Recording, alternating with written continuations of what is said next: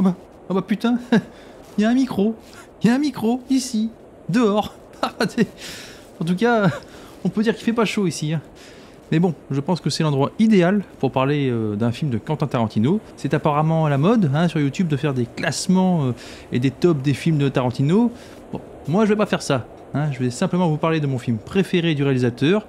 Car oui, même si ça va en étonner certains, Les 8 salopards est de loin mon film préféré du réalisateur.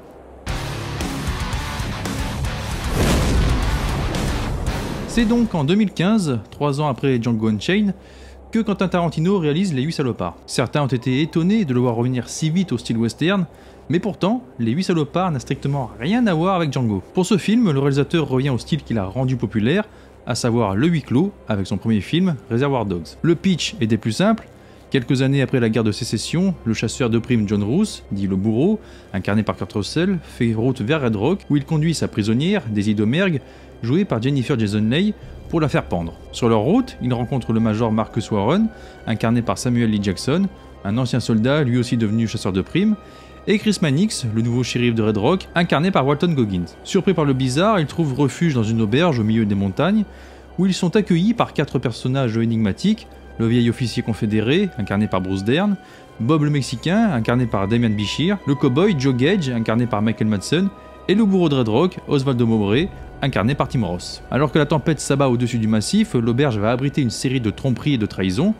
L'un de ces 8 salopards n'est pas celui qu'il prétend être, et il y a fort à parier que tout le monde ne sortira pas vivant de l'auberge de Minnie. C'est donc pendant près de 3 heures que l'on est constamment sur le qui-vive pour déceler le moindre petit indice qui nous indiquerait qui est réellement qui dans cette mercerie. 3 heures, ça peut paraître très long, mais ce temps passe relativement vite, tant la réalisation parfaite de Tarantino nous maintient en haleine, parsemant son film de dialogue à couper au couteau, comme il en a l'habitude et qu'il maîtrise maintenant à la perfection. Quand on connaît le réalisateur, on sait très bien que le calme apparent va forcément céder la place à une explosion de violence dont lui seul a le talent particulier pour la mettre en scène. Le début du film est assez troublant, avec une très longue exposition à bord de la diligence en route pour la mercerie de Minnie. Les personnages présents à son bord déroulent de très longues lignes de dialogue, on se demande pourquoi ça blabla de temps sur le passé des personnages, mais ces dialogues sont en fait très utiles et nécessaires pour comprendre qui est qui, et montrer que personne n'est tout blanc ou tout noir. Cette longue intro permet aussi de placer l'ambiance du film, car oui, Les 8 salopards est le film le plus ambiant de Quentin Tarantino. Une ambiance glaciale, avec ses décors immaculés de blanc, sublimés par la caméra Ultra Panavision 70 mm, choisie pour nous reconstituer ce grain et ce cadre ultra large,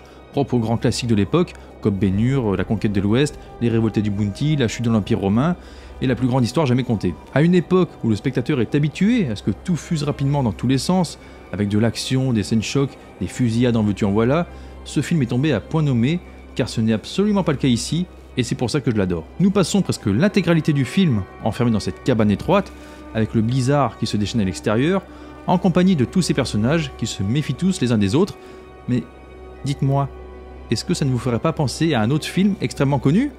Un film d'un certain John Carpenter?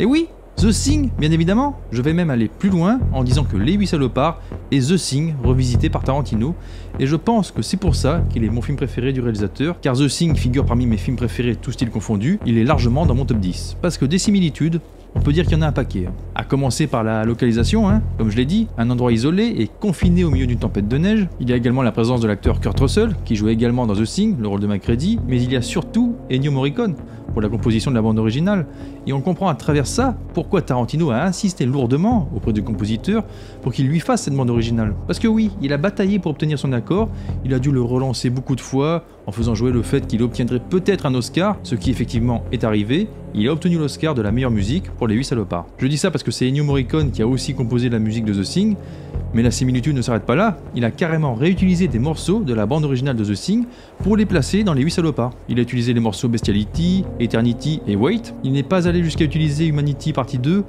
ça aurait été peut-être un peu trop flagrant là quand même. Morricone a par ailleurs signé la musique de la chanson Encore Qui, qui figure sur la bande originale de Django Unchained. Il y a aussi des petits clins d'œil à The Thing qui sont plus subtils. Le film démarre sur un panorama de montagne enneigée, comme The Thing. Il y a le jeu d'échecs, auquel joue le vieux soldat et Dave la bonne patte. Dans The Thing, c'est Kurt Russell qui joue aux échecs sur son ordinateur. Le look d'Obi ressemble énormément à celui de MacReady quand il porte son chapeau. La corde qui sert à pendre Domergue, qu'on peut apercevoir dans The Thing lorsque MacReady rend visite à Fuchs. Les chemins de cordage qui servent à relier le chalet aux toilettes. le fait de devoir barricader la porte avec des planches, comme dans The Thing, des plans presque copiés à l'identique, comme Obi qui rentre brusquement dans le chalet, recouvert de neige, copié sur celui de Nose qui rentre de la même manière dans The Thing, Warren qui tient les autres en joue, comme MacReady tient les autres en joue dans The Thing, le fait que le danger se trouve sous le plancher, comme l'endroit où la chose cache son vaisseau dans The Thing, le fait qu'il reste 2 survivants qui attendent la mort à la fin du film, comme dans The Thing.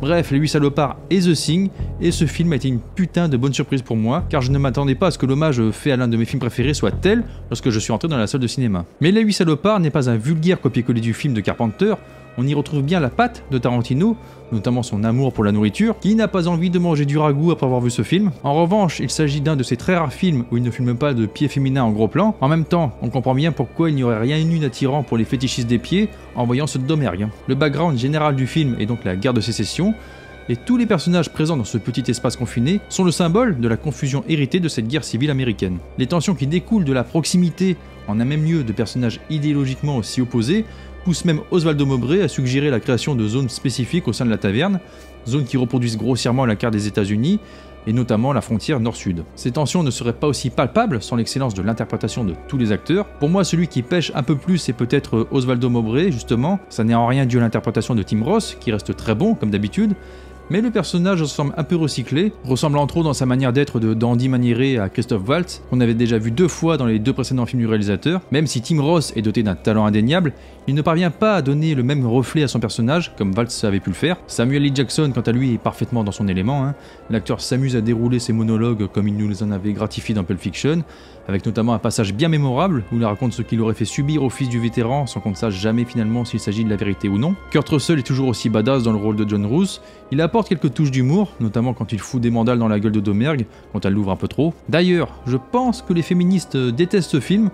On va dire que la place et la dignité de la femme sont quelque peu souillées, puisque Domergue se prend dans la gueule uniquement pour la fermer. Que ça soit des coups de coude en pleine poire, des coups de crosse, des patates de forain qu'il éjecte de la diligence, ou même un bol de ragoût dans la tronche, on peut dire qu'elle ramasse tout le long. Ce film est le contraire de Boulevard de la Mort, réalisé aussi par Tarantino, où là c'est Kurt Russell qui en prenait plein la gueule par un groupe de femmes cherchant la vengeance. Ce film aurait pu faire à l'époque passer Tarantino pour un féministe, mais Les 8 salopards vient équilibrer la balance. Le féminisme, c'est aussi ne pas donner aux femmes que des rôles de victimes, ou inversement. Daisy est une meurtrière sans scrupules, comme beaucoup de personnages masculins tarantinesques, dont nul ne s'est ému du sort funeste dans d'autres films.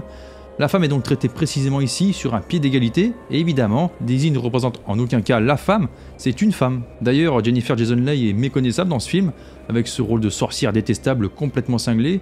À la fin, elle ne ressemble plus à rien avec tout ce qu'elle s'est pris dans la gueule, avec toutes ses dents pétées et recouvertes de sang, on la croirait sortie d'un film de cannibale. Michael Madsen hérite d'un rôle un peu anecdotique, mais l'acteur possède suffisamment de présence et de charisme pour lui donner ce qu'il faut de cacher. Quant à Demian Bichir, il contribue à l'une des scènes les plus comiques du film, celle où son personnage de Mexicain énigmatique donne une version maladroite puis de plus en plus brillante de Douce Nuit au piano. Il y a d'ailleurs pas mal d'humour dans le film et des moments assez surprenants qui prêtent à sourire, comme par exemple cette voix off qui intervient alors que le film est déjà bien avancé.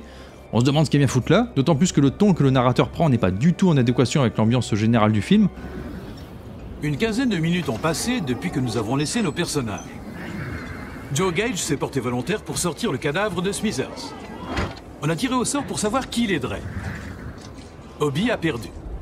On dirait une voix d'un démarcheur qui vient nous présenter le dernier cri en matière d'aspirateur, avec ce timbre très classieux qui n'a absolument rien à voir avec l'ambiance pesante du film. Les décors, même s'ils sont peu nombreux, sont superbes, avec des paysages extérieurs naturels magnifiques, tout de blanc immaculé, baigné dans ce blizzard qui le fait peu à peu disparaître derrière ces bourrasques de neige. Le chalet est superbe lui aussi, avec une très belle décoration, très détaillée.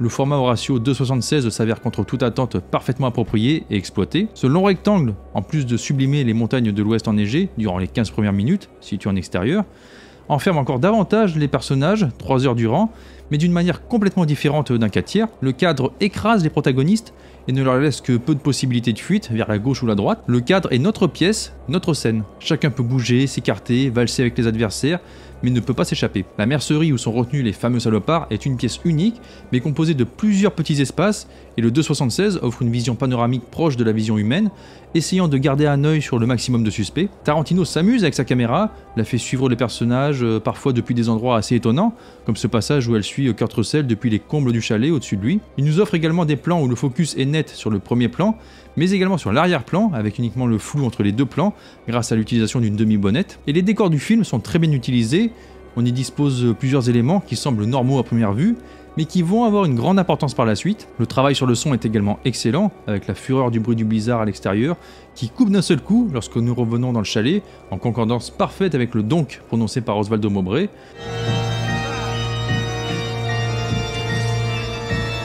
Alors donc, vous êtes recherché pour meurtre.